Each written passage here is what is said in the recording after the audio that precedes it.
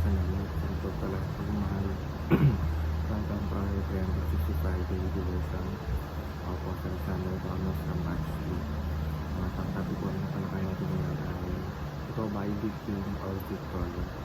Ngayon po ang ating Bible verse ay tungo sa 1 Corinthians chapter 15 verse 57. Saan pa natin ang ating text of physics sa mga salita ng Diyos.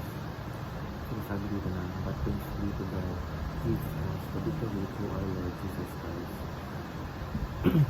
O sa Tagalog, subalit salamat sa Diyos na nagbibigay sa atin ng pagtatagumpay sa pamamagitan ng ating Panginoon na Kristo. Teaching number 1, Jesus came to overcome sin. Ibig sabihin, dumating si Jesus upang pagtatagumpayan ang kasalanan na siyang hiniwalay sa tao at sa Diyos. Sa pamamagitan ng kanyang kamatay sa krus, nangyayari niya ang kabayaran ng ating kasalanan.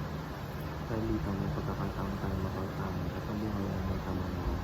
Hindi na tayo dito na kasamaan dahil pinabasa tayo ng Kristo. Ang kanyang dugo ang naglinis sa atin upang makapamuhay tayo ayon sa kanyang kalooban ng Diyos. Teaching number 2, Jesus came to conquer death. Dumating din si Jesus upang pagtagumpayan ng kamatayan. Nang siya ay muling nabuhay, pinakita niya na ang kamatayan ay wala ng kapangyarihan sa kanya at sa mga naniniwala sa kanya. Ang buhay na walang hanggan ay binigay niya sa atin bilang patunay na pag-asa tayo lampas sa aming buhay. Sa kanya hindi natatakot ang kamatayan dahil ito ay simula lamang ng ating buhay sa ng Diyos. Teaching number 3, Jesus came to defeat Satan. Jesus ay dumating upang kalimutan sa Satanas, ang pinagmumula ng kasamaan. Sa kanyang pagkabuhay ng muli, natanong niya ang kaaway at pinasak ang pangyayari nito. Kaya hindi na tayo dapat magpadala sa mga kasalukuyan at tukso ng diablo. Dahil wala na itong kapangyarihan sa mga sinas natin Kristo. Pinapakita nito na ang tagumpay ay sa atin na. Dahil ang ating Panginoon ay tagumpayan ng tagumpay.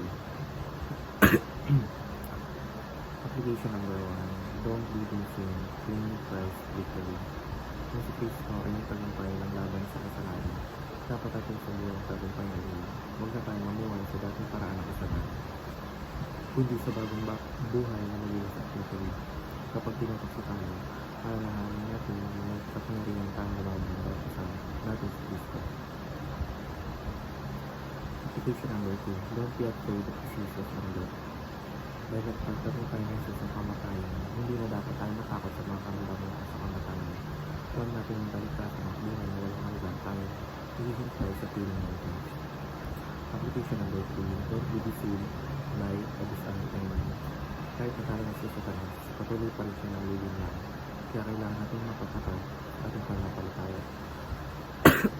Kung tayo basta paniwala sa mga kasinungalingan ng mundo o sa mga tukso na papalingan sa ating relasyon sa Diyos. Lagi natin alam na ang kaaway ay talaga na sa tulong ng Kristo, lagi tayo